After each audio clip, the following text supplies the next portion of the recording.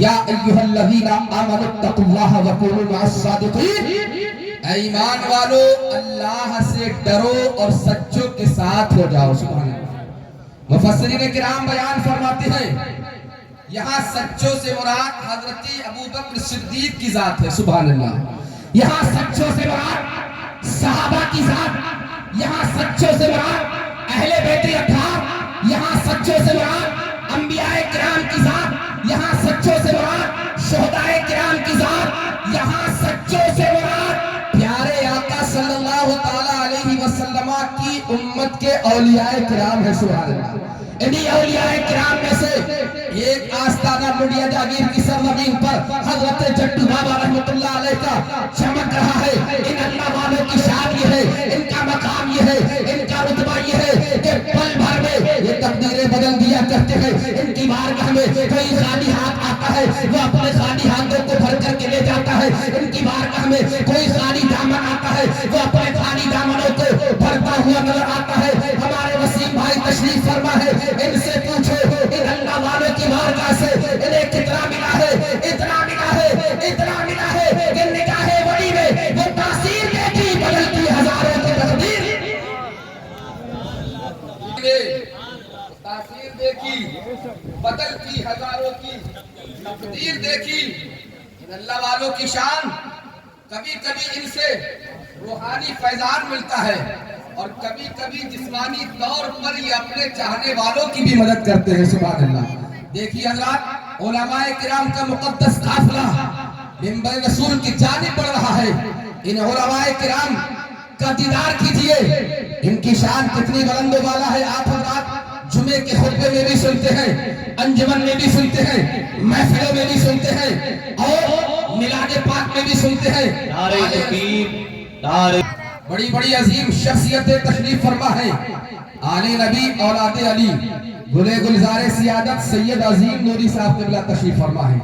آل رسول کا دیدار کیجئے گا، یہ وہ ذات ہے جس ذات کے بارے میں بریلی کے امام نے جھوم کر کے کہا تھا تیری نسل پاک میں ہے بچہ بچہ نور کا، تو ہے عین نور تیرا سب جہان۔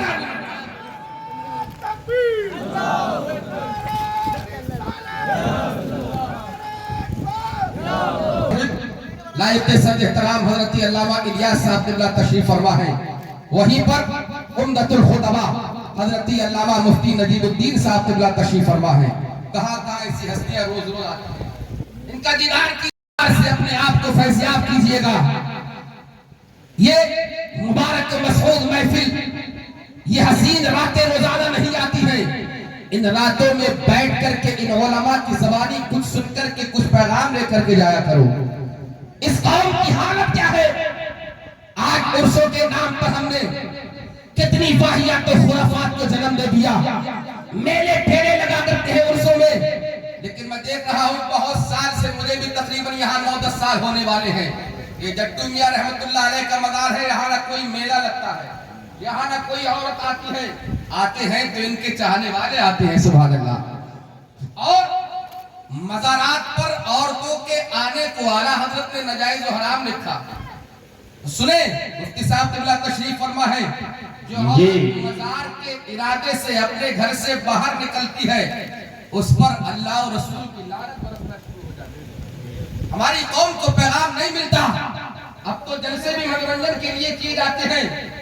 اگر کوئی ناٹک کرنے والا خطیب ہم منبر پر لا کر کے بٹھا دے اور وہی شیخ چلی والی حرکت شروع کر دے تو لوگ بڑی داد دیتے ہیں، بڑی واہ واہ کیا کرتے ہیں۔ اس قوم کو ضرورت ہے اصلاح کی، اس قوم کو ضرورت ہے نماز کے تعلق سے بتانے کی، اس قوم کو ضرورت ہے روزمرہ کے مسائل بتانے کی۔ مولانا الیاس صاحب قبلہ تشریف فرما ہے، پچھلی سال انہوں نے تقریر کی تھی، بڑی اچھی تقریر کی تھی، بڑا عمدہ خطاب کیا تھا۔ قوم کو جس چیز کی ضرورت ہوا کرتی ہے ہمارے علماء اسی موضوع پر بحث کیا کرتے ہیں، اسی موضوع پر گفتگو کیا کرتے ہیں۔ ضرورت اس بات کی ہے ان علماء کی باتوں پر عمل کر لیا کرو۔ جٹو میاں رحمت اللہ علیہ کے مزار پر آستانے پر آنے والے کان کھول کر کے سن لو، ان کا فیضان جبھی تمہیں ملے گا جب ان کے نقش قدم پر تم اپنی زندگی گزارو گے، اولیاء کرام کے فیض و برکات و ثمرات سے جبھی آپ مالا مال ہو گے۔ ان کے بتائے ہوئے راستے پر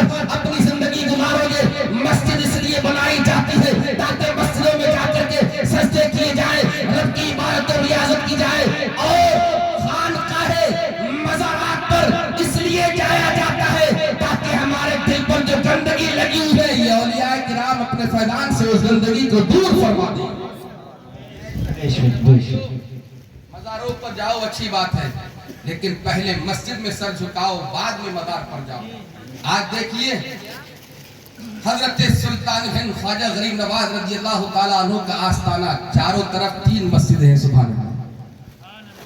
کسی بڑی کی بارگاہ میں جاؤ، ہر جگہ مسجد نظر آئے گی۔ حضرت محبوب الہی کی بارگاہ میں جاؤ، وہاں مسجد۔ غوث الاغواث قطب الاقطاب فرد الافراد بڑے پیر کی بارگاہ میں جاؤ، وہاں بھی مسجد۔ پتہ چلا مسجد سر جھکانے کے لیے ہے، اور اللہ والوں کی بارگاہ سے فیض حاصل ہوتا ہے، اس لیے ان کی آستانوں پر جایا جاتا ہے۔ وقت کی قلت ہے، ورنہ میں بہت کچھ بتاتا، بس ان چند باتوں کو اللہ رب العزت اپنی بارگاہ میں قبول فرمائے۔ کلمہ شریف پڑھ لیجئے، لا الہ الا اللہ محمد رسول اللہ وما علینا الا البلاغ۔ السلام۔